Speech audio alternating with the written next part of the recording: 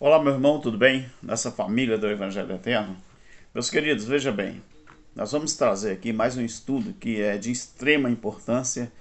É imprescindível que você entenda o que nós vamos falar aqui.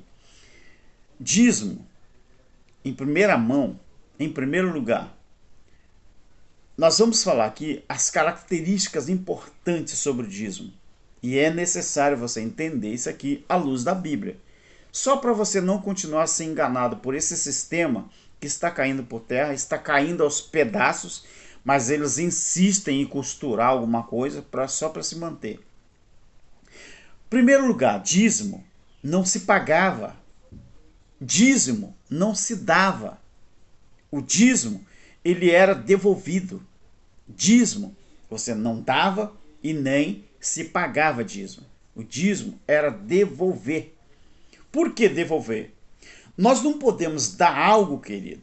Nós nunca podemos dar algo que não nos pertence. Não. De jeito nenhum. Nós só podemos devolver. Então, quando era pedido aos israelitas para eles entregar a 10ª parte de tudo aquilo que era colhido na roça, nas fazendas, nas criações de animais, os judeus, as 11 tribos de Israel, não pagavam o dízimo, eles não davam o dízimo a Deus, eles devolviam o dízimo a Deus. Outra característica que você tem que entender sobre o dízimo é como o dízimo deveria ser devolvido. De que forma que o dízimo deveria ser devolvido? Sabe qual era a forma?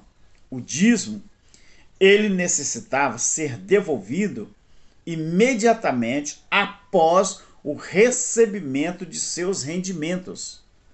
Então, o cristão, nos dias de hoje, nós estamos isentos disso. Por quê? Porque dízimo era coisa da lei. Era uma exigência de Deus para os israelitas. Aí você fala assim, não, mas o cristão, ele não acumula dízimo e nem atrasa no devolvimento. Isso é o que os seus pastores ensinam. O dízimo, na Bíblia, ele é chamado de primícia. Sendo assim, ele devia ser o primeiro a ser devolvido, ser entregue. Sabe, quando o seu pastor dizer que você tem que devolver, pagar ou entregar o dízimo, você fala assim, pastor, eu já faço isso. Aí ele faz, onde que você faz isso? Ele fala, mas onde que você faz isso? Ele te pergunta. Aqui não, aqui o seu nome não consta no livro do dízimo. Aí você fala assim, consta sim, pastor. O meu livro não, o meu nome não consta no seu livro, no livro da diretoria, da tesouraria, mas no livro de Deus consta, porque eu devolvo na vida do outro. Pastor, eu devolvo a minha oferta, a minha coleta, eu devolvo. 1 Coríntios capítulo 9, Paulo coletava alguma coisa para os irmãos da igreja de Jerusalém. Se você quer fazer alguma coisa para alguém, então faça na vida do outro. Mas não é em forma de dízimo dessa 10ª parte, não. Né? Se você comprar 10 quilos de arroz no intuito de doar 5, você já está dando a metade, 50%. Se você comprar 10 quilos de carne no intuito de devolver 2, querido, você já está fazendo mais do que necessário. Você não está devolvendo 10, você está devolvendo 20%. Você está entregando na vida do seu semelhante.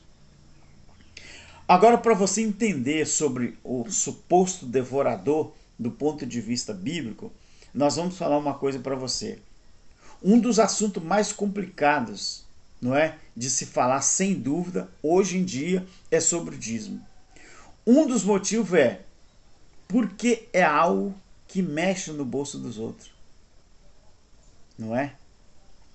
Mas quando eu falo isso, quando você diz que dízimo não vale para o cristão hoje, do século XXI, aí você vai tocar no bolso do pastor, você vai tocar no bolso da igreja, não é? Da diretoria, você vai tocar no bolso do filho do pastor, da mulher do pastor, do neto do pastor, do sobrinho do pastor. Por quê?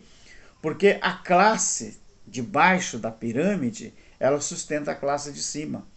Mas a pirâmide, a classe de baixo é maior, é os mais inferiores, mas sustenta aquele 3, aquele 5 que está na parte de cima da pirâmide. Ou quem sabe aquele 1, né? Aquela última bola, aquele último quadrado ali. Quadrado não, né? Pirâmide é um triângulo. Então a pirâmide ela tem várias partes, né? Até chegar no último, que é um triângulo. Talvez esse triângulo tenha 5, talvez tenha 4, talvez tenha 1.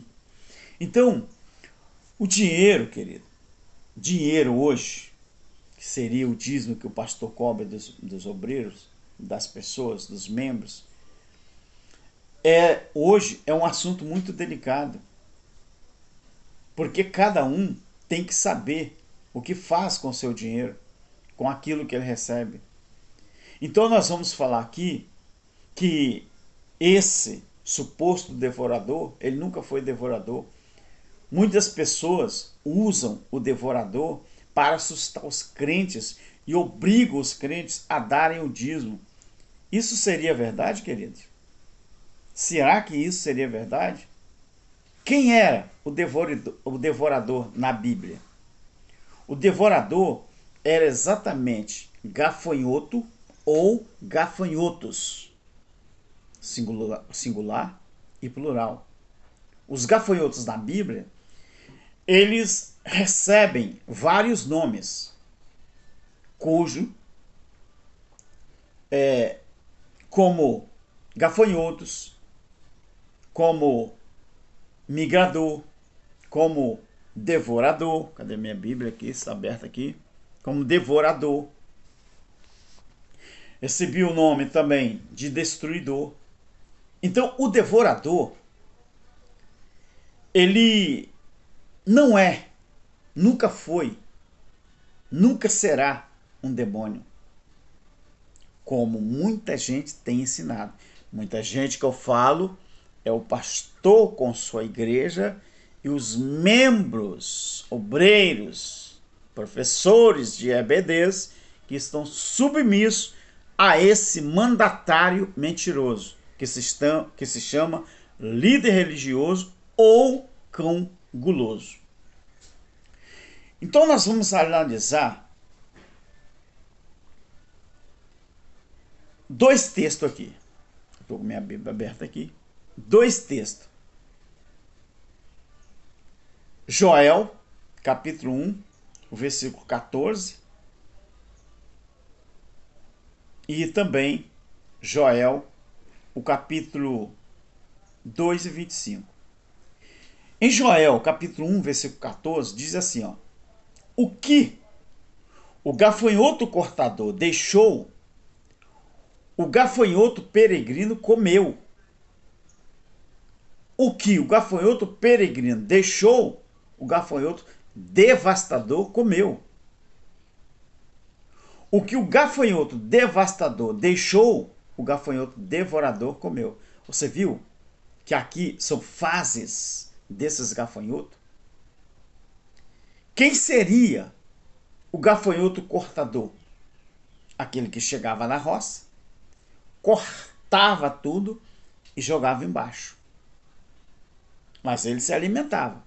Mas ele cortava tudo e jogava para baixo.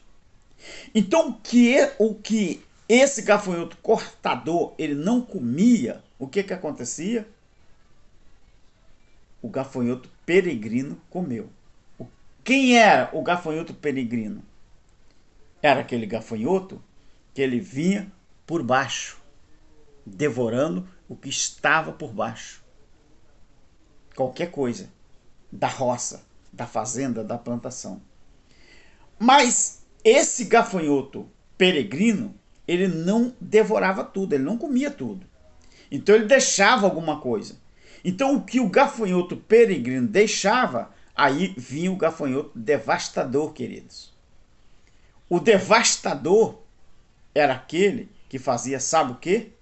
Ele vinha, acabava com tudo, mas não consumia tudo. Ele deixava algum restojo.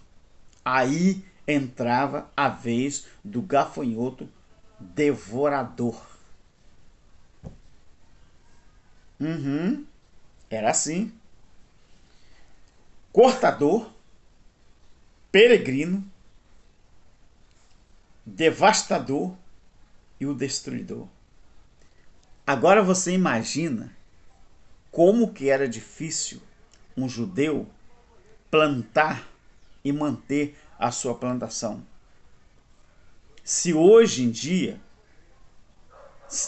melhor, se naquele tempo não tinha a tecnologia para proteger as plantações como hoje, mas lá eles tinham melhor, um ser que ele valia por tudo quanto é máquina, tudo quanto é fertilizante, tudo quanto é veneno ou remédio, entenda do jeito que você quiser, que protegia toda a raça. Ele chamava-se Deus, o Criador de todas as coisas. Então, querido, quem que a Bíblia acabou de chamar de devorador? O gafanhoto devorador. Quem era então, querido? Quem era então o devorador no Antigo Testamento? Era quem? Hein? O próprio texto já diz. O próprio texto já diz. Os gafanhotos e não demônios. A Bíblia chama o gafanhoto de devorador por vários motivos. Por vários motivos. Um dos motivos é esse aqui, ó, Joel 2:25. Deus disse assim: vou compensá-los pelos anos de colheitas que os gafanhotos destruíram. O gafanhoto peregrino, o gafanhoto devastador, o gafanhoto devorador e o gafanhoto cortador. O meu grande exército que enviei contra vocês. Joel 2:25. Mas olha aqui, preste atenção numa coisa. Abrindo aspas. O meu grande exército. E fechando aspas. Deus fez isso. Deus usava aqueles gafanhotos, aquelas classes de gafanhotos, como exército dele. Acredite você ou não. Então, aqui você tem que prestar atenção que, mais uma vez, a Bíblia, ela chama o gafanhoto devorador de gafanhoto. Você, então, não precisa ser um exegeta de ponta. Você não precisa ser um PhD, não é? Em divindade, um PhD em teologia, um PhD em divindade para fazer a interpretação desse texto. Você entende isso, queridos? Será que você vai permitir que o sistema, os cães gulosos, continuem enganando você? Aquele devorador era um demônio. Se nós, eu e você, estudamos a Bíblia para aprendermos a realidade, a gente tem que entender que o devorador, então, ele não é um demônio. Ele era um gafanhoto. Aí a pergunta que fica é: usar Malaquias para dizer que o demônio devorador vai consumir o dinheiro dos irmãos que não dão dízimos, isso está correto? Está correto? E qual seria a resposta para eu e você dar a esses cães gulosos? Nós teríamos que dizer: Isso é um absurdo teológico afirmar que o devorador de Malaquias é um demônio. Isso é assustar os irmãos com essa afirmação, com essa passagem que para muitos ela é complicada. Então a passagem de Malaquias, queridos, não tem ligação nenhuma com a igreja. Tinha com os líderes religiosos, os sacerdotes, os sumos sacerdotes e as 11 tribos da nação de Israel. Mas com a igreja do século 21, não tem. Ela tinha com a nação de Israel. A Bíblia mesmo, ela afirma que é Israel. Porque Deus falou assim: eu vos, ou eu repreenderei o devorador que vem contra vocês. Vocês eram quem? Eram eles e não nós. Aprenda e desmistifique textos que você acha difícil porque não sabe a interpretação. Mas nós do Evangelho Eterno estamos aqui para esclarecer a verdade bíblica. Deus abençoe. Um abraço ao meu querido irmão Cláudio Mendes, do canal Limpos pelo Evangelho Eterno. Muita gente falou, até que tem gente aí que falou no comentário que o irmão Cláudio Mendes é meu ídolo. Eu falei assim, ídolo? Ele não foi não, ele é aquele homem que quando eu estava começando o meu canal, ajudou que o meu canal crescesse e até hoje ele menciona o meu nome. Então eu sou eternamente grato a ele, porque ele faz um papel maravilhoso ensinando o Evangelho Eterno e eu do mesmo jeito estou aqui. Então um abraço ao irmão Cláudio Mendes e a vocês do meu canal nas redes sociais. Você que só está no YouTube, vá nas outras redes sociais também, tá? No TikTok, eu estou lá também naquele F grandão, tá? Tem alguma coisa ali. No Instagram, que eu só tenho fotos, eu não tenho vídeo no Instagram. Então, eu peço a você, tá? Olha, eu estou tentando angariar fundos para construir o meu estúdio.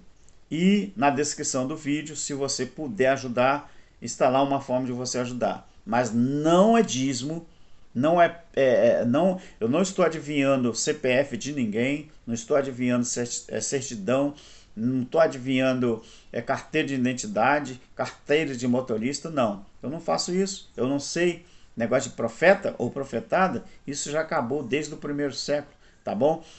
Isso aqui é real mesmo. Se você puder ajudar, você ajuda. Se você não puder, por favor, não ajude. Não se impresse para ajudar, tá bom? Só ajude se você puder. Eu quero construir o meu estúdio, se Deus quiser, e você é uma bênção nas mãos do nosso eterno Criador. Tchau, Deus abençoe.